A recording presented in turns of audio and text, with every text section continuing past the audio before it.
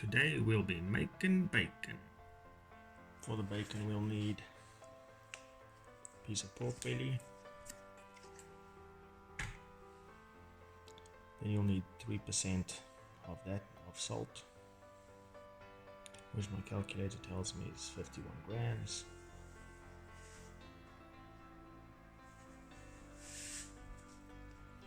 That's all you need to make the bacon theoretically, but I like to add some flavor.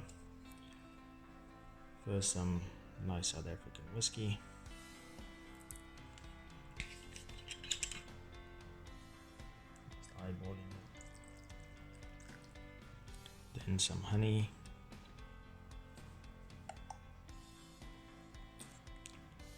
You don't need too much to flavor it. Mix it in nicely, and then a bag where it will live in for the next week.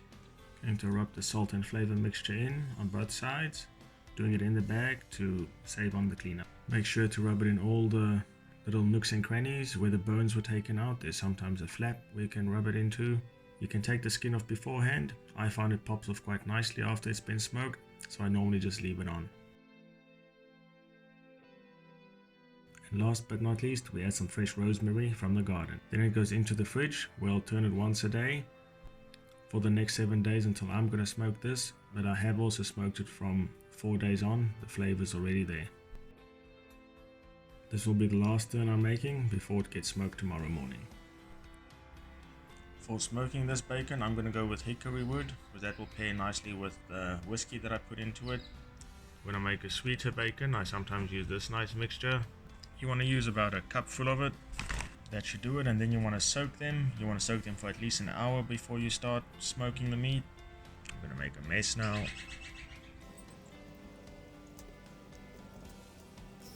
Yeah, so just leave it out of reach of children and leave it like that for the next hour. To smoke, have it on the open section at the bottom. You can see I just added a little tin with water in it. It's just to create some steam and stop some of the flames. I have about half a chimney of briquettes over there. I've used charcoal before, but I find briquettes just works a bit better.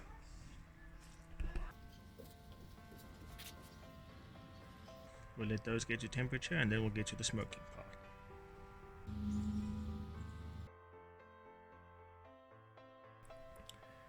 The first time you do it, this next bit feels a bit counterintuitive and even a bit wrong, but you now need to wash off all the flavor that you put on, even though some of the flavorings were expensive ingredients.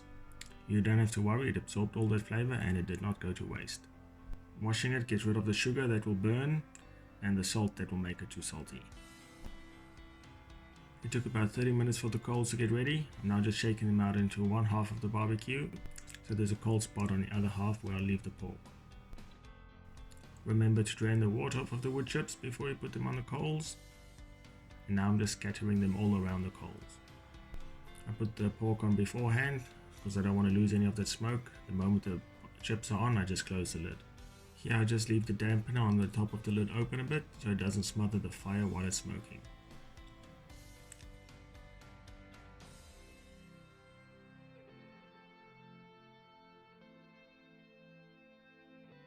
The majority of the smoking is done. I'm opening the dampener fully so that the fire can breathe a bit.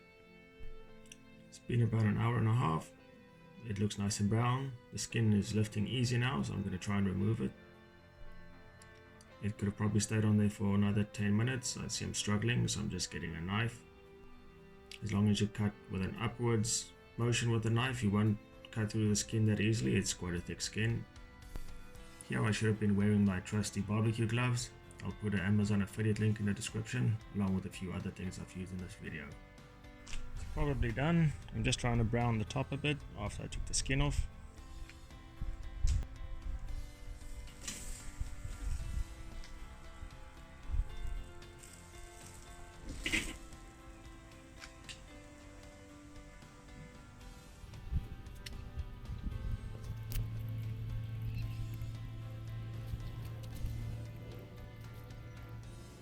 Now I've just placed it on the rack. I'll put it inside.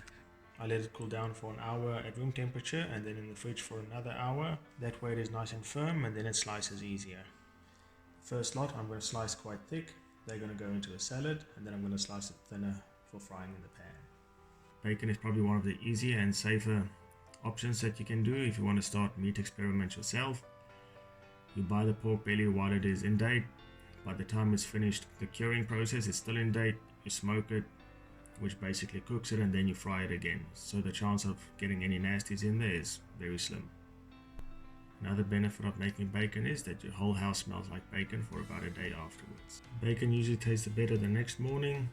If you have the patience to let it stand, there's no harm in trying a few pieces the day you've made it. If you've used the meat thermometer to make the bacon and you're sure the inside got your temperature, the bacon is also ready to eat as is without frying it again. I do not have a meat thermometer, so I just fry it again. Thank you for watching. I'm happy to answer any questions in the comments below. Have a nice day.